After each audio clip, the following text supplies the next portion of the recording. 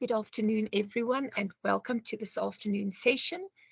I hope that you're going to enjoy the apostrophe rule. It's actually something very interesting. Quite a few things that you could study. Just a reminder that you're going to get a quiz at the end of the session. And if you don't get to do it now, please make sure that you do complete the quiz. I suggest you take notes as we go along. That will assist you so that when you do the quiz, you can look back and see exactly what it is that you've learned. I'm Mrs. Celeste Swart, and I'm doing the second part of the punctuation today, and I hope you're going to enjoy it. The apostrophe does not have a space between it and the end of the word that it is part of. For instance, if we speak about the prince's cars, the prince, you will see we're speaking about more than one, the plural, otherwise it would be prince apostrophe S. But I'm using this example to show you that the apostrophe comes directly after the S, and you do not write it as the second example. The second example is so wrong. The princes, and then you leave a space and you write it, you fill in the apostrophe just before the next word.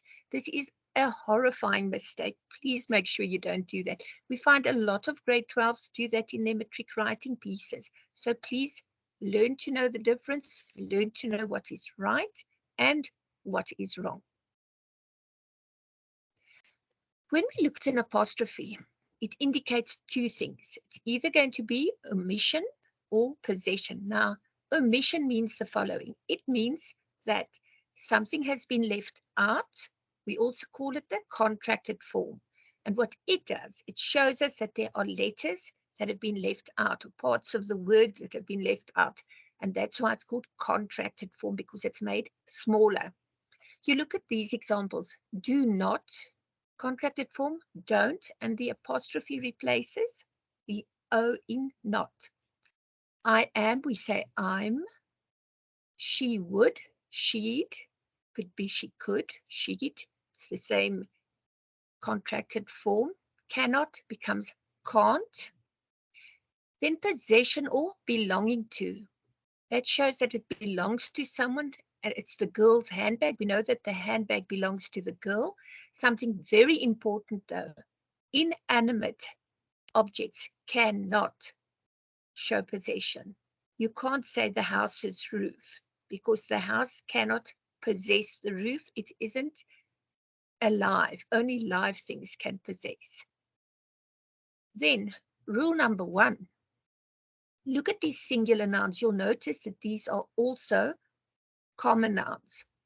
They add an apostrophe and an S. For example, a man's best friend, man, apostrophe S, best friend. A princess's crown. Remember, princess is singular, so it gets an apostrophe S. So we have the princess's crown, and there's the man with his best friend. This rule, the singular proper noun, is a tiny bit more complicated. The word ends in S, then you add an apostrophe and another S. Now that would be easy enough to remember. But as with everything, we have something that changes when we get to our ancient and biblical names. When we have ancient and biblical names, then there's always a little bit of a deviation from what we've been taught.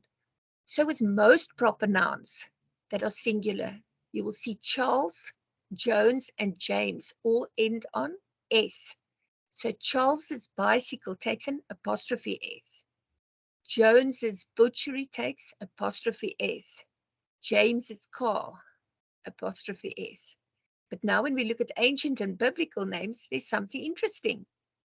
If it's a biblical name, or it could be Greek mythology, anything like that, ancient names, then it doesn't take an apostrophe S, it only takes an apostrophe. For instance, Jesus' promise. Brutus's guilt would be just an apostrophe, because Brutus, we know from the story of Julius Caesar, what happened there. Achilles' heel. Now here we have James again, but this is the book of James in the Bible, and that is why it's different here. That's why it's only an apostrophe and not another S. James' book, Hercules' strength, Zeus' lightning.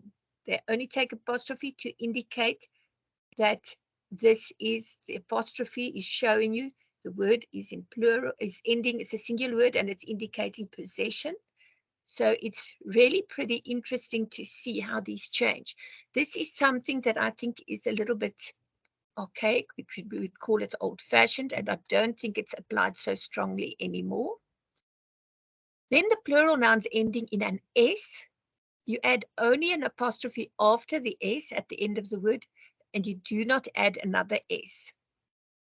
And remember again, only someone or something that is alive can possess something. You can't have something inanimate possess anything. Let's look at this example of the plural nouns. We have boys, the boys' tog bags. Boys is plural, yeah. The trees bark. A tree is alive. That's why you can say the trees bark.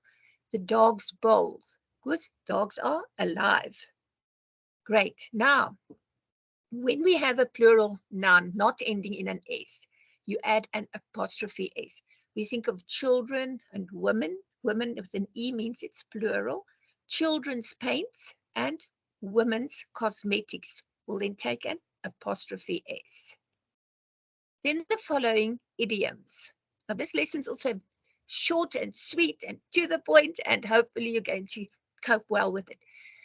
There are certain idioms that we generally accept as having an apostrophe S. For example, if I tell you to dot your I's and cross your T's, it's I apostrophe S, T apostrophe S.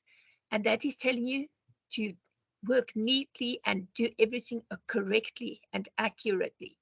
And if I tell you to mind your P's and your Q's, I'm asking you to mind your pleases and your thank yous. So that is what that one means. And look very carefully at it. It is an apostrophe, P apostrophe S, Q apostrophe S. Make sure you know the difference between those. Then, abbreviations do not take an apostrophe in the plural form. The singular, it would say doctors, it would be DR apostrophe S because it would be singular. Here we are speaking about the plural. Here it's doctors as in the plural, more than one doctor. UFOs, IQs, OKs, RSVPs, which is French répondez s'il vous plaît, which means please respond, please reply.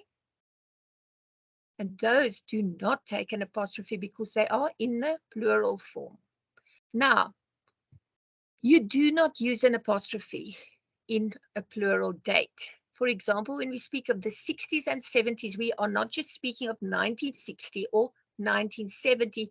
We are speaking of that whole period, any years within the 60s or the 70s. So here's an example to show you that it's clear. 60s, no apostrophe, equals the 1960s, which means it's not 1960. Exactly, it's could be 1960 to 1969. So it's not going to be written 60 apostrophe S or 1960s apostrophe S. Now, this is where the fun part comes in to see how much you've learned. And I really hope you're all going to do the quiz. I keep on checking and making sure I can see what has been done. You're going to now click on the link to complete the exercise. And I apologize, it should tell you to look at the apostrophe rule. You click either on the link or you go to the code. And there is the QR code that you can click on. And I wish you all the best with your quiz. I know you can do it and you can do it well and get it right. And if you miss anything and you have something wrong, go back and check again. It's the only way you will learn. So I want to say to you, good luck and enjoy that. Enjoy the exercise. Thank you.